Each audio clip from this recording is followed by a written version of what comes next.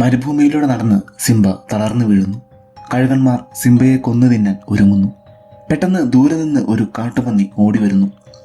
അത് ടിമോണും പുംബയുമായിരുന്നു. സിംബ തൻ്റെ കഥ അവരോട് പറയുന്നു.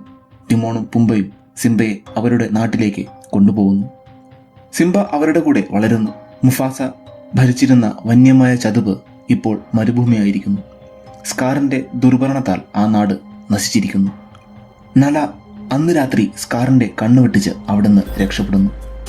സിംബ ഇതൊന്നും അറിയാതെ കൂട്ടുകാരോടൊത്ത് സന്തോഷത്തോടെ കളിച്ച് രസിക്കുകയായിരുന്നു. ഒരിക്കൽ പുംബയെ ഒരു സിംഹം ഓടിക്കുന്നു. സിംബ അതിനെ തടയുന്നു. ആക്രമണത്തിനിടയ്ക്ക് സിംബയ്ക്ക് അത് നലയാണെന്ന് മനസ്സിലാകുന്നു. നലയോട് തൻ്റെ കൂടെ ഇവിടെ ജീവിക്കാൻ സിംബ പറയുന്നു. പക്ഷേ നല പറയുന്നു, നിന്റെ സ്ഥാനം കൈയടക്കി വെച്ചിരിക്കുന്ന സ്കാറിന്റെ ദുർഭരണം നീ അവസാനിപ്പിക്കണമെന്ന്, ആ നാടിനെ രക്ഷിക്കണമെന്ന്. സിംബയ്ക്ക് പക്ഷേ അതിനൊന്നും താല്പര്യമില്ലായിരുന്നു. അവൻ നലയെ ആ നാട് ചുറ്റിക്കാണിക്കുന്നു. നല വീണ്ടും സിംബയെ സ്വന്തം നാട്ടിലേക്ക് തിരികെ വിളിക്കുന്നു. പക്ഷേ അവൻ പോകുന്നില്ല. ഇത് കേട്ട് നല തിരികെ പോകുന്നു. അന്ന് രാത്രി കാട്ടിലൂടെ നടക്കുമ്പോൾ സിംബ കുരങ്ങുമൂപ്പനെ കാണുന്നു. മൂപ്പൻ സിംബയെ ഒരു നദിക്കരയിലേക്ക് കൊണ്ടുപോകുന്നു.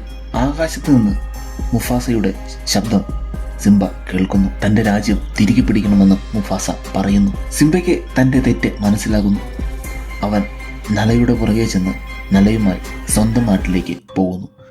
അവിടെ ചെന്ന സിംബയ്ക്ക് തൻ്റെ നാട് കണ്ട് വിശ്വസിക്കാനായില്ല. ടിമോണും പുംബയും അവരുടെ പുറകെ അവിടേക്കെത്തി. അവരെല്ലാവരും ചേർന്ന് ഒരു യുദ്ധത്തിന് തയ്യാറെടുക്കുന്നു.